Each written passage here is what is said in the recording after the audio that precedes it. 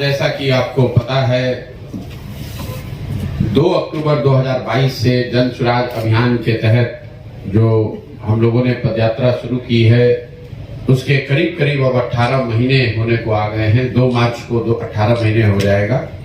इन 18 महीनों में पश्चिम चंपारण गांधी विद्यारवा आश्रम से चलकर पूर्वी चंपारण, शिवहर, गोपालगंज, सिवान, छपरा, वैशाली, समस्तीपुर, मुजफ्फरपुर, सीतामढ़ी, मधुबनी, दरभंगा, बेगूसराय, खगड़िया होते हुए 25 तारीख को हम लोग सहरसा में इंटर करेंगे। आज मैं मधेपुरा में हूँ। पदयात्रा शुरू होने से पहले मैं एक बार उस जिले में 2 दिन या 3 दिन के लिए आता हूँ, ताकि जो लोग पहले सोशल मीडिया या आप लोगों के माध्यम से सोशल मीडिया के जरिए या हमारे जो टीम के साथी सदस्य हैं उनके माध्यम से इस परिकल्पना से, इस सोच से जुड़े हुए हैं, उनसे व्यक्तिगत तौर से मिल सकूं, उनसे रूबरू हो सकूं। इसी सिलसिले में मैं कल भी आपके जिले में था एक दिन और आज पूरा एक दिन यहाँ बिताएंगे। यहाँ आज कोई जनता से मुलाकात का कार्यक्रम नहीं है।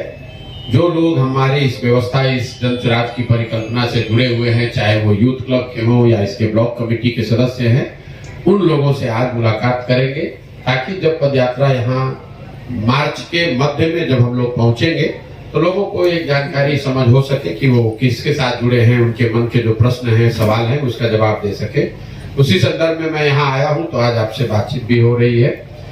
पदयात्रा के जो 3 उद्देश्य हैं वो मैं आपको बता दूं। पदयात्रा का पहला उद्देश्य ये है कि पिछले 20 वर्षों में जो हमने सामाजिक राजनीतिक जीवन में सीखा है, उसके आधार पर मेरा ऐसा मानना है कि बिहार में जो पिछड़ापन है, गरीबी है, बदहाली है, उसके पीछे जो सबसे बड़ा कारण है वो है कहीं न कहीं राजनीतिक बंधुआ मजदूरी।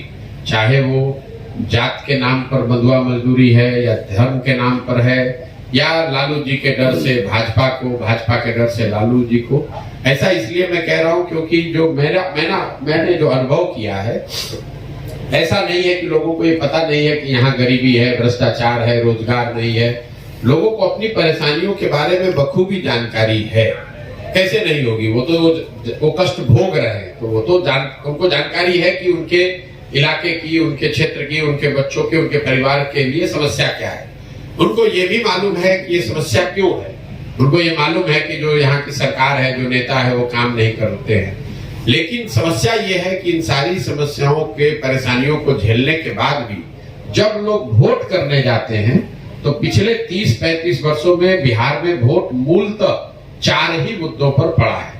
पहला, एक बड़ी संख्या में लोग जाति के आधार पर वोट करते हैं, अपने स्वजातीय लोगों को। दूसरा, जो जाति से बच जाता है वो धर्म के नाम पर, हिंदू मुसलमान के नाम पर, राष्ट्रवाद के नाम पर वोट करता है। तीसरा, एक बड़ी संख्या ऐसे लोगों की है जिन्होंने लालू जी का जंगल राज देखा है, तो उसने एक तरीके से ये तय किया हुआ है कि चाहे कुछ भी हो जाए जीवन में, वापस लालू जी का राज नहीं आना चाहिए।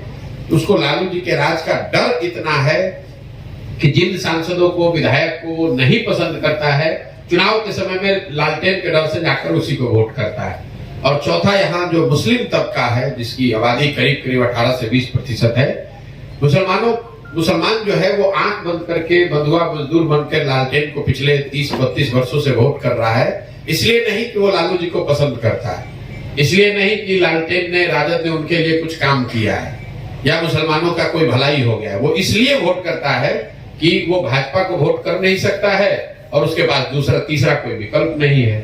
तो जब तक इस राजनीतिक बंधुआ मजदूरी से निकलने का कोई रास्ता नहीं बनाया जाएगा, तब तक बिहार में सुधार नहीं हो सकता है।